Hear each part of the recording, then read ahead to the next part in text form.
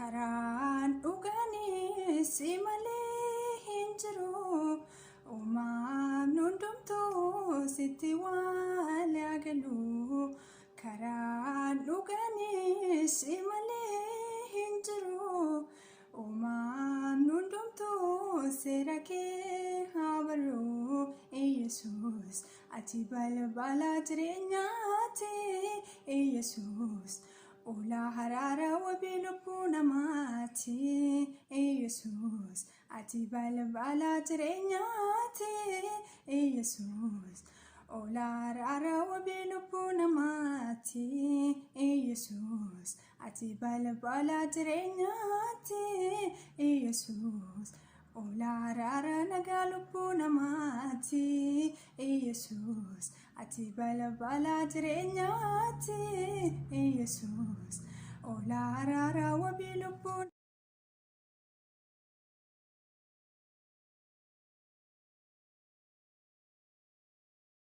Gooftaa Yesuus Kiristoos biraa ta'e isiniif haa baay'atu jaallatamtootaa fi kabajamtoota hordoftoota abdii dhalootaatu biyya akkan jirtu nagaa keessanii gooftaa nagaa keenya baay'iseef galanni guddaan haa ta'u ani nagaa kooti nagaan koo eegamaadha isinillee Kiristoosiin keessatti eegamtanii nagaan keessan guutuu akka ta'e nama gooftaan haa eebbifamu obboloonni gara chaanaalii kootii haaraa dhuftanii baga nagaan dhuftanii isiniin jedha like subscribe gochuudhaan maatii koo ta'a viidiyoo isin darban immoo yoo jaallattanii share gochuudhaan hiriyoota keessaniin ga'an isiniin jedha waaqayyo hunduma keessan haa eebbisu baay'een isin jaalladha baay'een isin kabaja sagalee waaqayyoo walii wajjiniin ilaalla maqaan waaqayyoo haa eebbifamu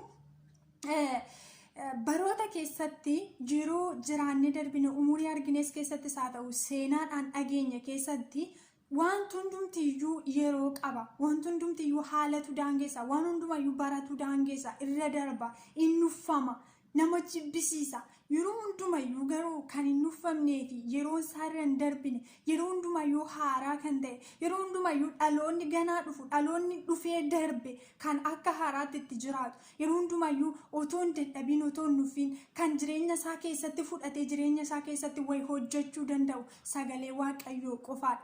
Maqaa waaqayyoo bara baraan haa kabajamu. Namni baay'een seenaa baay'ee galmeessisee maqaa baay'ee baasee baay'ee addunyaa irratti beekameetu seenaan isaa hin darba hin bada. Yeroodhumaaf ka'a yeroodhaan booda immoo bakka isaa gallakkisa. Kitaabonni baay'ee yeroo badhaa fi namoonni baay'een dubbisanii namoota baay'ee fuulduratti fudhatama argatanii yeroodhaan booda yeroon isaa irra darba. Al takka yoo waan dubbise namni yeroo lammaffaaf irra deebi'ee dubbisu. Al takka yoo dhaggeeffate yeroo lammaffaaf irra deebi'ee dhaggeeffachuuf hin nuffa. Al takka yoo ilaali yeroo lammaffaaf irra deebi'ee ilaaluudhaaf hin nuffa garuu bara hundumaa keessatti sa'aatii hundumaa keessatti yeroo hundumayyuu kan hin nuffamne jireenya kan of keessaa qabu jireenya kan agarsiisu karaa sirriirra kan buusu sagalee waaqayyooti maqaa waaqayyoo haa kabajamu kanaaf sagalee waaqayyoo isa bara hundumaa guyyaa hundumaa aaraa ta'e kanaaf yeroo hundumayyuu keessa laphee keenyaa bannee hafuura keenyaanii sagalicha jireenya keenya keessatti hamoosisu sagalichaaf bakka qabaannu dhaloonni sagalee waaqayyootti jiraatu dhaloonni sagalee waaqayyoo nyaatu dhaloonni sagalee waaqayyoo sooratu jireenya of keessaa qaba jireenyatti jiraata jireenyatti deema ifa keessa jiraata maqaa waaqayyoo bara baraan haa kabajamu sababni isaayyuu sagalee waaqayyooti jedha waan ta'eef haleluuyaa. Yohaannis boqonnaa tokko lakkoofsa tokko irratti sagalichi jalqaba waan hundumaa ture jedha sagalichi jalqaba waan hundumaa ture. Sagalichi waaqayyo bira ture sagalichi ofiima isaatiif iyyuu maal ture waaqayyo ture haleluuyaa sagalichi isa gaafa dubbatame du'aa kaasuu danda'u sagalichi isa gaafa dubbate du'aa boolla keessaa qabu sagalichi isa gaafa dubbate lafa kana sochoosuu danda'u haleluuyaa sagalichi jalqaba waan hundumaa ture. Inni ofiidhuma isaatiif iyyuu maal ture waaqayyo ture otoo lafti kun hin uumamin otoo samiin kun hin uumamin otoo uumamni lafa kanarratti arginu hundumtiyyuu hin uumamin jalqaba waan hundumaa kan ture eenyudha sagalee waaqayyooti sagalichi immoo eenyu waaqayyoodha ofiima isaatiif iyyuu waaqayyoodha sagalichi isa jireenya kennu sagalichi isa karaa sirriirra buusu sagalichi isa nama gorsu sagalichi isa nama jajjabeessu sagalichi isa kami isa abdii namatti godhu haleluuyaa maqaa waaqayyoo haa kabajamu kanaaf sagalichi jalqaba waan hundumaa ture jedha sagalichi waaqayyo bira ture innumti iyyuu ofii isaatiif eenyu ture waaqayyo ture haleluuyaa sagalichi gaafa deebi'ee bifa namummaa uffatee isa waaqayyo sagalee isa turetu bifa namummaa uffate gara biyya lafaa kanaa dhufeetu immoo nu itti karaa sirrii agarsiisa. Haleluuyaa. Isuma hafuura tureetu isuma sagalee tureetu immoo bifa namummaa uffatee foon uffatee gara biyya lafaa kana dhufe. Jalqaba waan hundumaa ture. Waan hundumtuu isaan ta'e. Addunyaa kanarratti waan arginu keessaa isaan ala kan ta'e tokkoyyuu hin jiru. Warra Kiristoosin hin beeknes, warra sagalichatti hin amannes, warra sagalicha hin barres, warra sagalicha hin nyaannes, dhaloonni sagalichaaf hin jiraannes eenyuun uumame? Sagalichaan. Sagalichi eenyu? Waaqayyo. Sagalichi eenyu? Kiristoos. Haleluuyaa. Maqaan Waaqayyoo kabajamu. Sagalichi jalqaba waan hundumaa ture. Inni immoo Waaqa bira ture. Inni ofiidhumaan isaayyuu Waaqayyo ture jedha. Kabajamu Waaqayyo. Kan ta'e keessaa isaan malee kan ta'e tokkoyyuu hin jiru. Jireenyi isa keessa ture. Jireenyichis ifa namootaa ture. Ifichi dukkana keessatti ni ibsa. Dukkanichi immoo isa bira ga'uu hin danda'u. Haleluuyaa. Jireenyi maal keessa ture? Sagalicha keessa ture. Jireenyi maal keessa jira? Kiristoosin keessa jira jechuudha. Sagalichi eenyu? Kiristoos. Sagalichi eenyu? Ilma Waaqayyoo. Sagalichi eenyu? Masiicha isa jiraataa. Sagalichi eenyu? Isa ture, isa jiraatu bara baraanis immoo darbeessa immoo maqaan Waaqayyoo bara baraan haa kabajamu. Isa jireenyis isa keessa ture. Sagalichi ifa namootaa ture.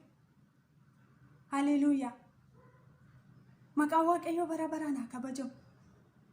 Kiristoos innani waaqessu, Kiristoos innati waaqessitu, Kiristoos innati qabamtee jiraatu, Kiristoos innati qabamee jiraadhu isa jalqaba waan hundumaa ture. Isa ifa jireenyaa of keessaa qabu. Haleluuyaa. Jireenyi isa keessa ture jedha. Jireenyi eenyu keessa jira? Kiristoos keessa. Nagaan eenyu keessa jira? Kiristoos keessa. Boqonnaan eenyu keessa jira? Kiristoos keessa. Gorsi sirriin, karaan sirriin, abdiin eenyu keessa jira?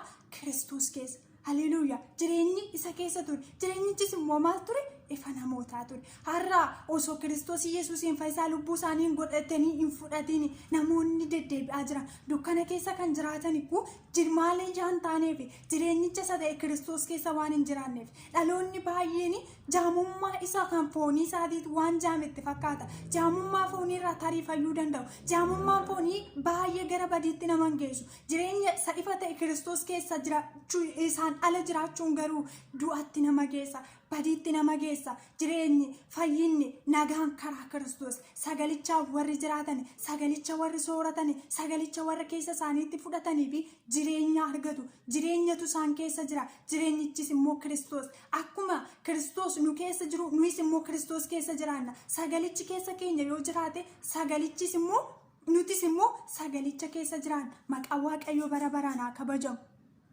Ifichis dukkana keessatti ni ibsaa jedha. Haleluuyaa.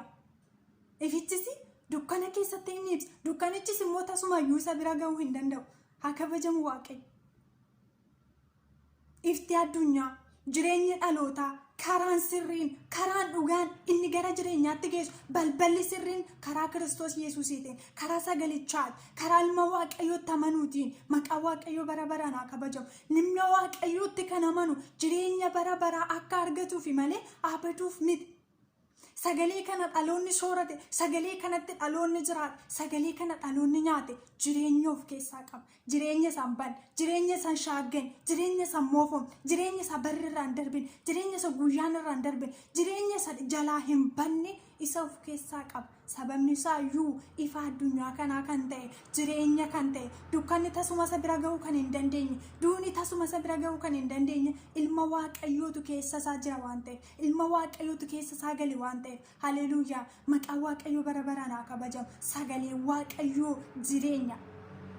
Sagalee Waaqayyoo ifa keenya. Sagalee Waaqayyoo nagaa keenya. Dhaloota nagaa dhabaniif nagaa kan deebisu. Dhaloota jaamanii rakkachaa jiraniif jaamummaa hafuura isaanii banuu kan danda'u. Dhaloota furmaata dhaban. Dhaloota rakkina keessa jiraatan. Dhaloota cinqama garbummaa seexanaa jala, bittaa foonii jala, bittaa biyya lafaa jala, bittaa cubbuu jala dhaloota jiraataniif jireenya kan laatu gara jireenyaatti gara ifa sanbanneetti kan baasu sagalee waaqayyooti. Dhaloonni sagalee waaqayyootiif jiraate, dhaloonni sagalee waaqayyoo soorate jireenya of keessaa qaba. Maaliif? Sagalichatu jireenya of keessaa qaba waan ta'eef, sagalichatu ifa of keessaa qaba waan ta'eef.